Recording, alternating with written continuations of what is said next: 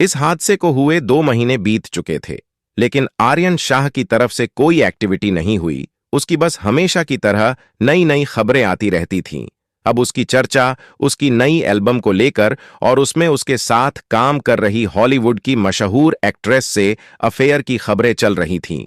आयत अब अपनी रूटीन पर आ गई थी, क्योंकि आयत को अब पता चल चुका था आर्यन को किसी नीले बुर्के वाली लड़की ने थप्पड़ मारा था, और उस दिन उसने भी नीला बुर्का पहना था। शायद इस ही धोखे में आर्यन शाह ने उसको उठा लिया था। अब शायद आर्यन शाह को उस थप्पड़ मारने वाली लड़की का पता चल गया होगा, इसलिए अब आर्यन शाह आयत को भूल चुका है और अब आयत पहले की तरह खुश रहने लगी थी, कॉलेज जाने लगी थी। लेकिन यह मासूम आयत को नहीं पता था, यह तूफान से आने से पहले की खामोशी थी। वो रोज का दिन था।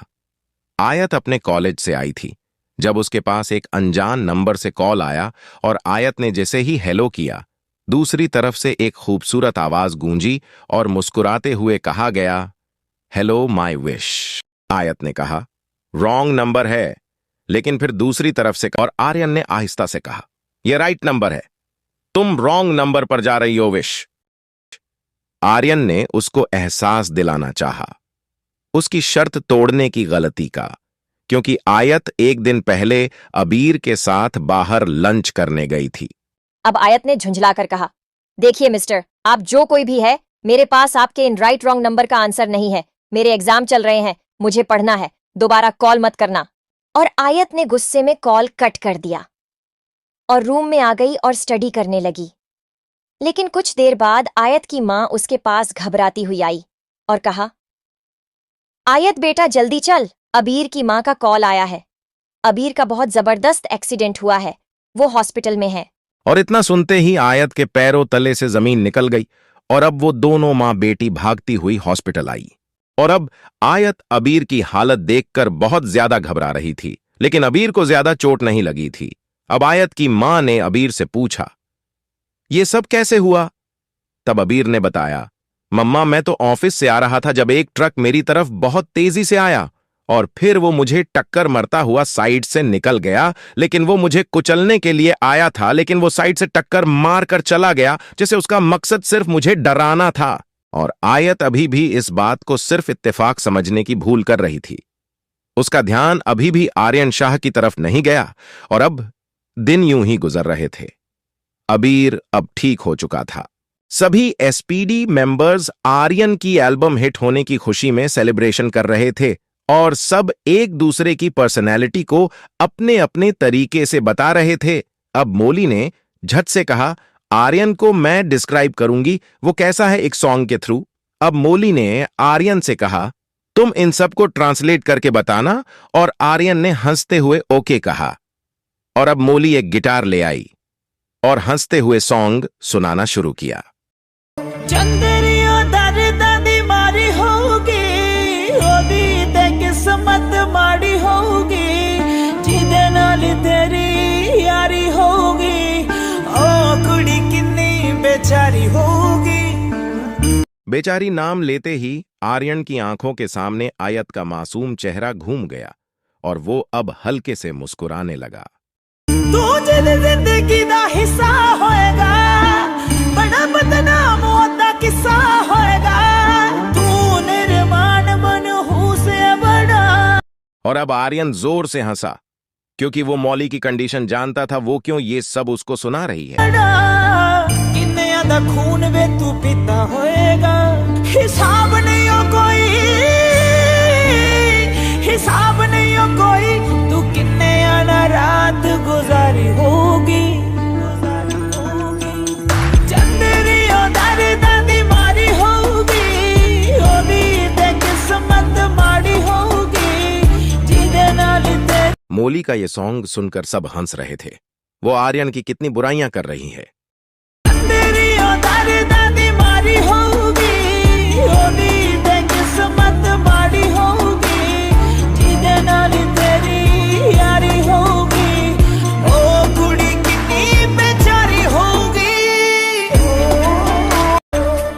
जेड़ी कुड़ी तेरे पिछे होई आ दीवानी, ओदी तां तू रख दित्ती रोल के जवानी, ਲੋਕੀ ਕਹਿੰਦੇ ਤੇਰੀਆਂ ਦੋ ਆਦਤਾਂ ਨਹੀਂ ਜਾਣੀਆਂ ਇੱਕ ਤਾਂ ਸ਼ਰਾਬ ਵੇ ਦੂਜੀ ਆ ਜਨਾਨੀ ਜਿਹੜੀ ਕੁੜੀ ਤੇਰੇ ਪਿੱਛੇ ਹੋਈ ਆ دیਵਾਨੀ ਉਹਦੀ ਤਾਂ ਤੂੰ ਰੱਖ ਦਿੱਤੀ ਰੋਲ ਕੇ ਜਵਾਨੀ ਲੋਕੀ ਕਹਿੰਦੇ ਤੇਰੀਆਂ ਦੋ ਆਦਤਾਂ ਨਹੀਂ ਜਾਣੀਆਂ। मोली गाने के जरिए अपने टूटे दिल के छाले फोड़ रही थी, क्योंकि जब से उसका पता चला था आर्यन उस हॉलीवुड एक्ट्रेस हाले लुइस को डेट कर रहा है, तब से मोली का बस नहीं चल रहा था वो आर्यन के साथ क्या कर दे। लेकिन मजबूर थी, क्योंकि आर्यन 1 मिनट में उसको उसकी औकात दिखा देता था।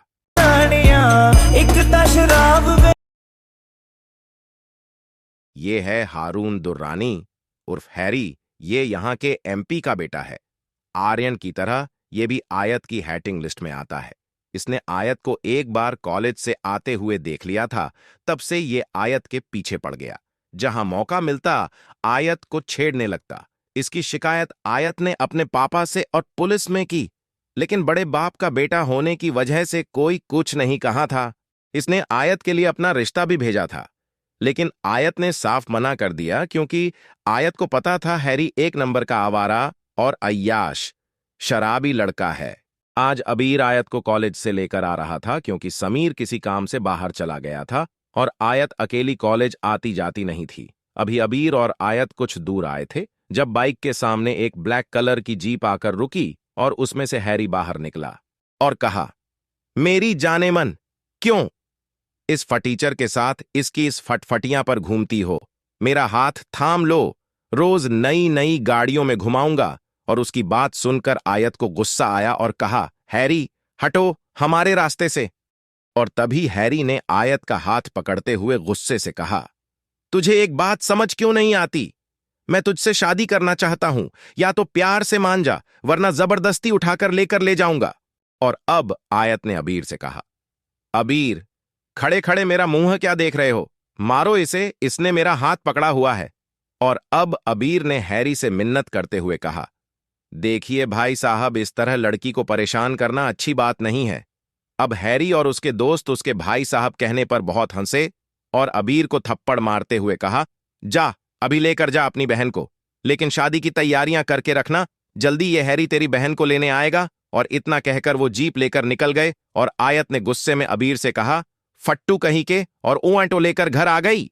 आज भी रोज की तरह आयत और उसकी फैमिली नाश्ता कर रहे थे, जब सामने से 2-3 लड़की पट्टी बंधे हुए टूटी फूटी हालत में उनके सामने आए और हाथ जोड़कर आयत के सामने खड़े हो गए और रोते हुए कहा, भाभी हमें माफ कर दो, हम आज के बाद आपको छेड़ना तो दूर की बात है, आपकी तरफ नजरें उठाकर भी नहीं देखेंगे।